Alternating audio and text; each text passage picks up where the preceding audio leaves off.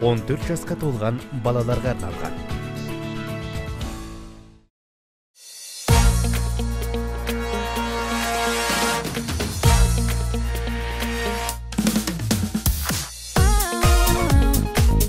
Көшбасшы KZ.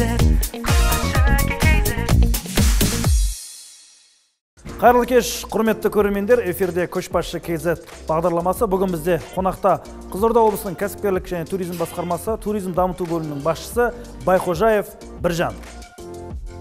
Байқожаев Біржан Әмірұлы 1994 жылы Қызылорда облысы Жаңақорған ауданы Бірлік ауылында дүниеге келген. Жоғары білімді 2016 жылы Тұрар Рысқұлов атындағы жоғары экономикалық университетін тәмамдаған. Сонымен қатар Қорқыт Ата атындағы Қызылорда университетінде 2019 жылы экономика және бизнес мамандығы бойынша магистр дәрежесін алып шыққан.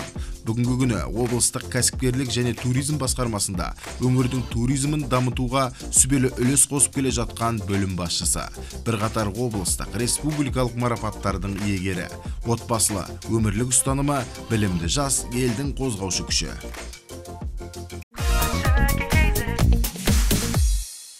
Біржан, жалпы енді мемлекеттік қызмет деген ол азаннан кешке дейін ақпарат алмасу, хаттарды жабу, кез келген бір өздерінің құзыретті салаларына байланысты жауап беру деген сияқты бір қапылысқан жұмыстың арасында сұхбатқа уақыт тауып жатқаныңа үлкен рахмет. Өзінің де сені жұмыс уақыты бітіп қалған кезде ұстап алдық. Енді сұрағым, жалпы осы облыстың, енді өзің туризм дамыту бөлім басшысын, облыстың туристік әлеуеті жайлы айтып берсең. Өңіріміздің жалпы туристік әлеуеті былайынша зор деп айтуға болады. Өйткені біздің өңірімізде бірнеше туризмнің бағыттары бар. Ең бастысы бұл ғарыштық туризм. Осы Байқоңыр ғарыш айлағынан жаңағы ғарыш кемелерінің ұшырылымын тамашалауға келетін туристер, әсіресе жаңа шетелдік туристер саны көп. Одан бөлек аралдың жаңа Возрождение аралына жаңағы кладбище кораблей дейміз ғой. Ескі жаңа кемелердің қалдықтарын көруге жаңағы қызығатын туристер бар. Одан бөлек жағажай туризміне келетін болсақ, Қамбашы алауы, Байгеғұм, Қанқожа көлі, сол сияқты. Тағы да жаңағы біздің өңірімізде жаңағы тарихи мәдени ескерткіштерге толы аймақтың біреуі. Ол жаңа ескі қалашықтар, Сығанақ қалашығы, Жанкент қалашықтары секілді ескі тарихы тереңде жатқан қалашықтар бар. Сол сияқты енді осы бағыттар басты осы өңірімізге ең жаңағы туристердің қызығатыны, барлығының жаңағы бірінші кезекте сұранысқа ие нысандар ғой. Тамаша. Енді бұл басқарманың да негізі кәсіпкерлік және туризм деп аталуы өзің жұмыс жасайтын жерде. Көбінде екеуі бірімен байланысты да, өйткені туризм қазіргі былайша келгенде кәсіптің бір ерекше түрі. О жақта бір шығармашылықты, одан қалды креативті көп қажет ететін, көп идеяларды талап ететін бір салада туризм деген. Енді өздерінің тарапынан бөлім болып, енді туризм дамыту бөлімісіңдер, өздерінің тараптарынан қандай жұмыстар жүргізіліп жатыр? Сол жайлы айтып берсең. Енді соңғы осы 3 жылдықта десек, 19-20 жылдары ондай бөлім тарапынан, басқарма тарапынан жаңағы шараларға қаржы ондай бөлінген жоқ. 21 жылы, өткен жылы бірнеше шараларға қаржы бөлініп, жергілікті бюджеттен біршама жұмыстар жүргіздік. Ол жаңағы отандық блогерлер және туристік фирмалар үшін ақпараттық тур ұйымдастырдық. Отандық блогерлердің ішінен танымал блогерлер келді. Әділет Рахметолла, сосын Сәкен Гагаров, сосын тағы да бір тревел блогерлер ғой.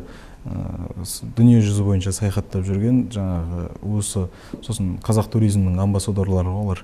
Осы Қазақстанның көрікті жерлерін видеоға түсіріп жаңағы жарнамалап жүрген блогерлер. Одан бөлек жаңағы туроператорлардың ішінен ең жаңағы опыт работасы көп, Тәжірибесі. тәжірибесі көп. Бірнеше жылдан бері именно ішкі туризмді дамытып келе жатқан туроператорлар. Оның былайынша ақпараттық турдың нәтижесі жаңа жемісін беріп жатыр. Өйткені осы ақпараттық тур аяқталысымен жаңа туроператорлардан бізге сұраныс келіп түсіп жатыр. Жаңа Байқоңырға турлар ұйымдастыруға, қалай ұйымдастыруға болады, ол үшін қандай құжаттар жинаймыз деген сияқты. Шығыс Қазақстан облысының турист фирмасы, Солтүстік Қазақстан облысының, сосын Алматы қаласының турист фирмалары осы кезде жаңағы ценкимен рұқсат алу бойынша аккредитация алады ғой. Неге Байқоңырға тур ұйымдастыру үшін рұқсат алады бірінші ценкиден. Содан кейін барып турларды өздері жасақтайды дағыны туристерге сату бойынша ұсыныс өздері жаңағы тур фирмаларға береді, одан бөлек тікелей туристерге сата береді. Енді тур фирма жұмысын бастап отыр осы кезде. Рұқсат алса, осы кезде, бүгінгі кезде Қазақстанда осы 7 туристік оператор бар Байқоңырға тур ұйымдастыратын. Енді солардың саны көбейеді деп ойлаймыз енді. Жақсы, ол қосымша бізге Қазақстан бойынша адамдардың келуіне ықпал жасайды ғой. Иә, ол Қазақстан ішкі туристер санын, одан бөлек жаңа шетелдіктердің осы Байқоңырға келіп кетуін, ол деген қанша жаңағы ұшақпен ұшып келуі, қазақстандық авиарейспен ұшып келеді. Одан кейін жаңағы Қызылордада бір күн қонса, Байқоңырда бір күн қонса, жаңағы енді келген туристер тек ақша тастап кетеді ғой біздің өңірімізге. Сол мақсатта ғой бәрі. Одан кейін жаңағы сервис деп жатамыз ғой. Осы біздің өңірімізде сервис туризмнің жалпы дамыған жерлерде сервис ол бірінші кезекте. Сол себепті сервисті дамытуға, сервисті жаңағы күшейтуге осы біз семинар тренинг өткіздік өткен жыл. Жаңағы қонақ үй және мейрамхана жаңағы басшыларына, менеджерлеріне, администраторларына арнайлап тренинг өткіздік. 2 күндік тренинг өткіздік. Оған жаңа шетелдік тәжірибесі бар, шетелде бірнеше жыл жұмыс жасаған, одан бөлек тренинг өткізуден мол тәжірибесі бар 4 тренерлер келіп, 2 күндік дәріс беріп, сертификаттарымен жаңағы туристік ассоциацияның, Қазақстан туристік ассоциациясының сертификатын табыстап, қатысқандарға сондай бір айтарлықтай сабақ алып, облыстық деңгейде барлық аудандардан, 7 ауданнан қаншама қонақ үй басшылары, мейрамхана бизнесінің басшылары келіп сабақ алып кетті. Одан бөлек өткен жылы жаңағы визит орда деген ақпараттық сайт құрдық. Осы біздің жаңағы цифрлық даму басқармасының қолдауымен, солардың қызметкерлерімен біз ақпаратты ұсынып, олар дизайн әзірлеп, сол ақпараттық сайт құрдық. Ол 3 тілде ғой? 3 тілде, иә, 3 тілде. Сосын біздің визит орда деген Instagram парақшамыз сияқты, оның да атауы visitorda.kz деген ақпараттық сайт. Одан бөлек өткен жылы қолөнершілердің көрмесін өткіздік, қыркүйек айының соңында. Осы облыстың жаңағы аудандардан, қаланың төңірегіндегі қолөнершілер, 33 қолөнерші қатысып, жаңағы келушілерге өздерінің өнімдерін көрсетіп, ярмарка есебінде ғой, енді көрме болғанда сол жерде сатып алғандар болды. Одан бөлек өздерінің жұмыстарын көрсетіп, қандай нәтижеге қол жеткізіп жатқандарын. Жалпы біздің облыстың басқа облыстарға қарағанда бір ерекшелігі бар. Оны біз көрсете аламыз келген қонақтарға. Енді осы жерде бір заңды сұрақ туады деп ойлаймын. Бізге жалпы келіп кетушілердің саны бар ма сіздерде? Мысалға, мынандай 6 айда, мынандай 1 жылда мынандай адам келіп кетеді, немесе мынандай адам біздің Қызылорда облысынан мына жақтан келді деген сияқты. Сонымен қатар енді маңызды рөлді бұл жерде енді біз транзитті қалап тұрық қой, өйткені біздің бойдан Батыс Еуропа, Батыс Қытай жолы өтеді. Яғни 812 километр қателеспесем. Сол жолдың өзі де бір туристерге бір әсерін беретін сияқты, сауда-саттық барысында. Сол жайлы ақпарат болса. Жалпы өңірімізге келіп кетуші туристер саны бұл қонақ үйлерге келген адамдардың санымен жүргізіледі. Осы комитет индустрия туризмінің несімен жаңағы бұған дейін қойылған жұмыс 2021 жылдың 9 айының қорытындысымен осы күнге ақпарат бар. Ол 68 мың турист келіп кетті деген жылдық ақпарат. Ол сәуір айында шығады, 12 айдың толық несі. Енді жобамен біз бір 80 мыңға кішкене не істеп отыр, жоспарлап отыр. Өйткені алдыңғы жылмен салыстырып отырамыз ғой. Жыл соңына қарай не азайып отырады. Кішкене туристердің саны бізге қыстан көрі бізде көктем, күз айларында көп адамдар келеді. Статистика қарап отырсаң, алғашқы бірінші тоқсанда, сосын үшінші тоқсанда келетіндердің саны көпті, ал жаз бен қыс мезгілінде онша келе қоймайды. Тамаша. Түсінікті. Енді мысалға жаңа біз айтып отырмыз, енді туристерді тарту дейді, мысалы сыртта айтып отырмыз. Ішкі туризм бойынша. Ішкі туризм бойынша осы ең бірінші себеп бұл пандемия болды деп өзім санаймын. Өйткені осы пандемия қалай басталды, бізде жаңа шектеулер қойылды, сырт елдерге шығу тоқталған кезде біздің осы қазақстандық барлық, тек Қызылорда өңірі емес, барлық туроператорлар ішкі туризмге көңіл бөле бастады.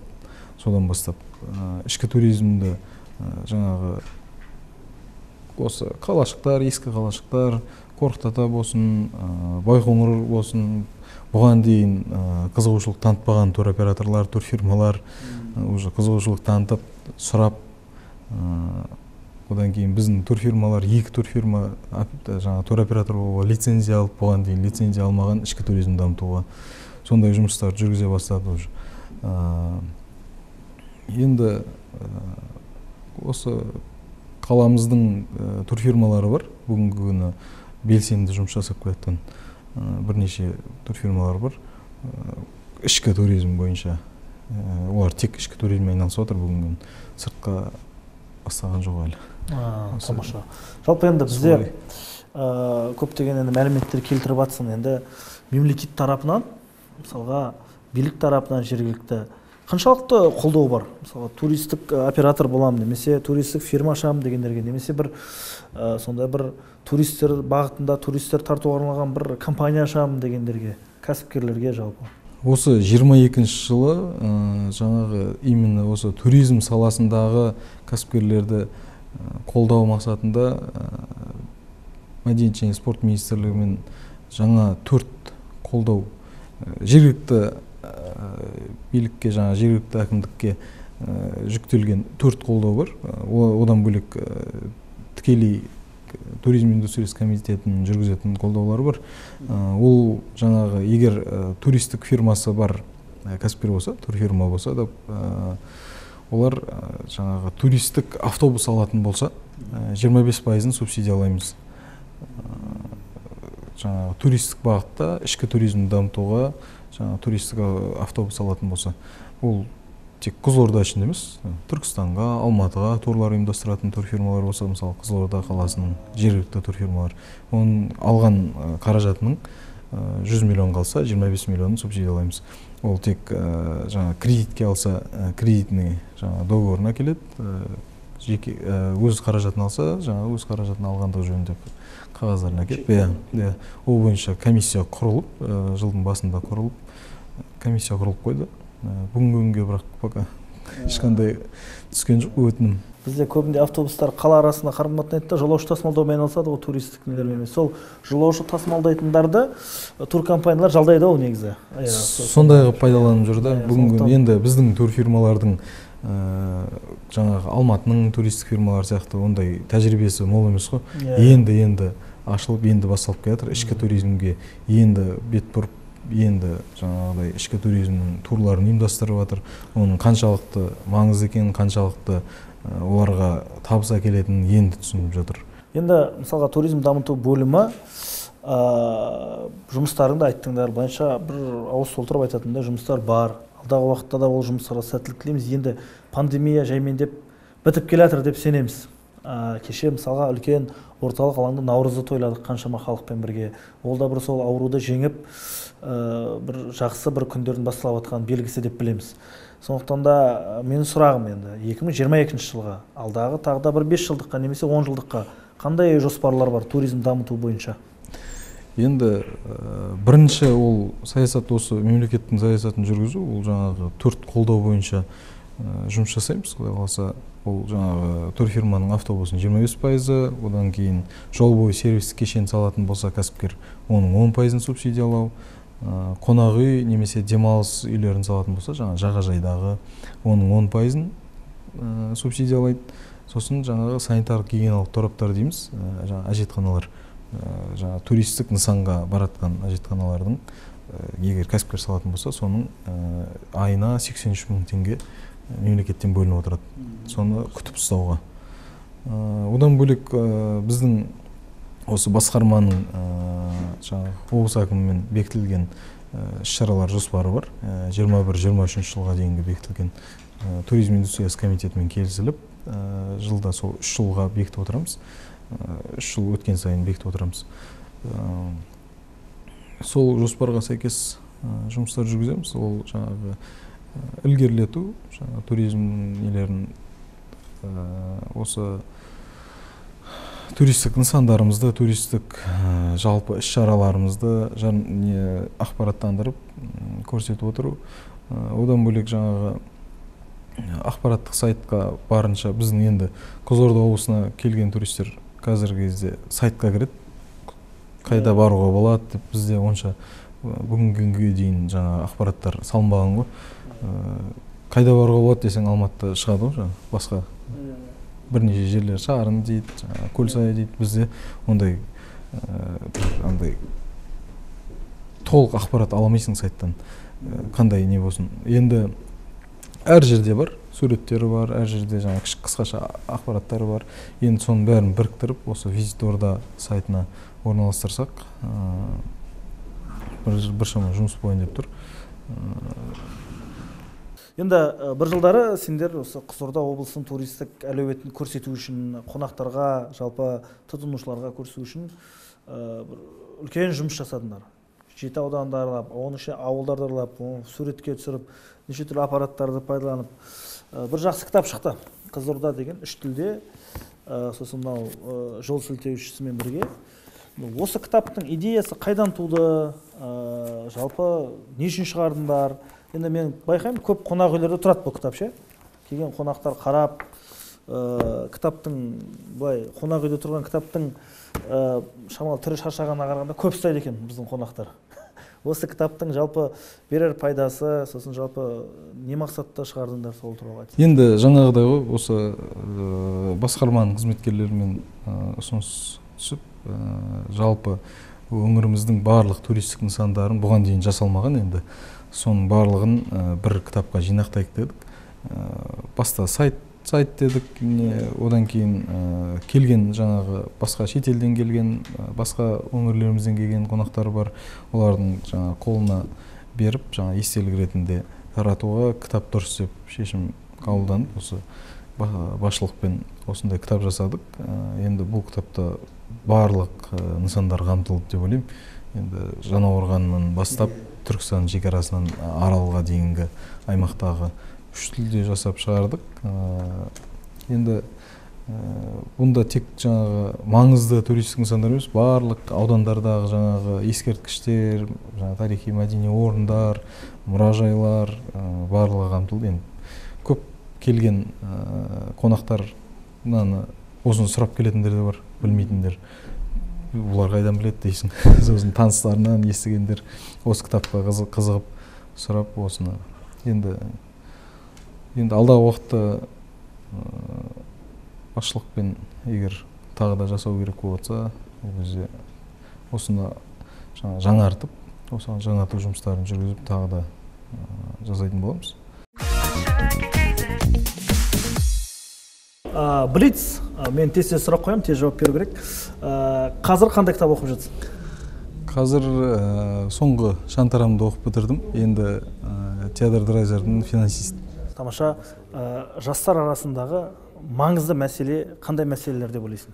Ақпараттық талдау бөлімі, жалқаулық деп ойлаймын. Тамаша.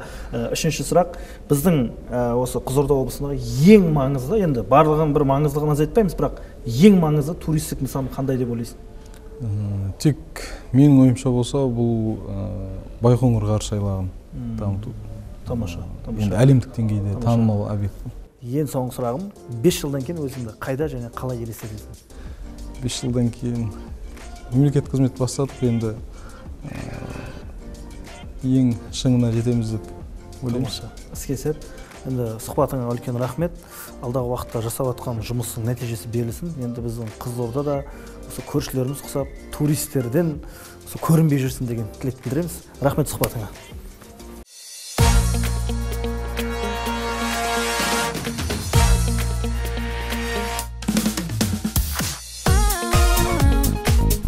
көшбасшы